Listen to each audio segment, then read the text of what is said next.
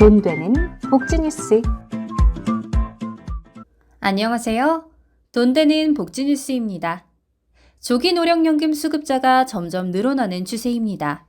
왜 수급액이 감액되더라도 조기노령연금을 받는 분들이 늘어나고 있을까요? 2023년 기준 월 100만 원 이상 받으시는 노령연금 수급자는 50만 명 정도 됩니다.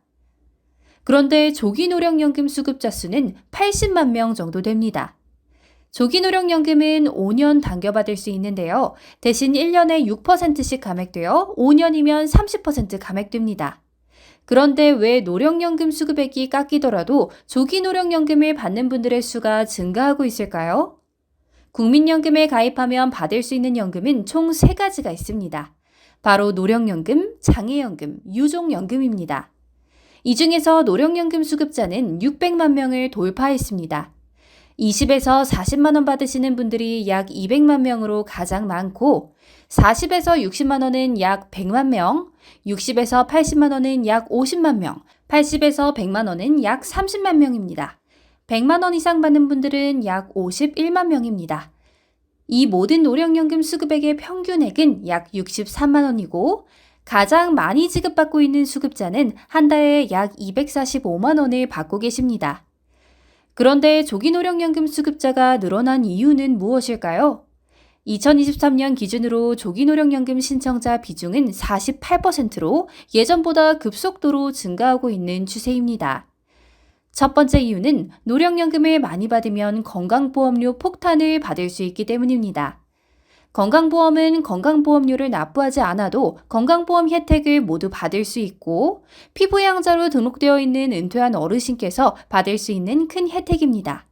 하지만 2022년 9월부터 건강보험 개편안이 시행되었는데요.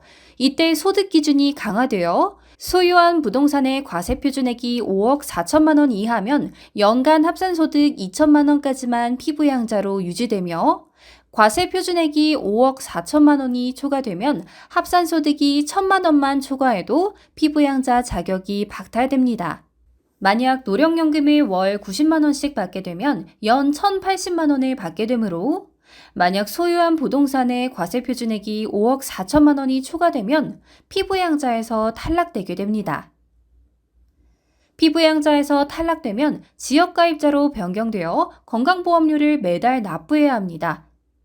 두 번째 이유는 노령연금을 많이 받으면 기초연금에 탈락할 가능성이 높아지기 때문입니다. 단독가구를 기준으로 기초연금 수급 대상을 선정하는 연금 기준액은 202만 원입니다. 그런데 국민연금은 기본공제 없이 소득 인정액에 반영되므로 국민연금은 기초연금에 가장 불리하게 작용됩니다. 만약 대도시에 집이 한 채 있고 국민연금을 100만 원 이상 받으면 기초연금에서 탈락될 가능성이 매우 높습니다. 현재 국회에서 기초연금 확대법이 통과된다면 기초연금을 한 사람당 40만 원씩 받을 수 있고 부부가구의 경우 80만 원까지 받을 수 있습니다. 그런데 만약 국민연금을 성실히 납부한 사람이 기초연금에 탈락하고 국민연금만 받게 된다면 불공정하지 않을까요?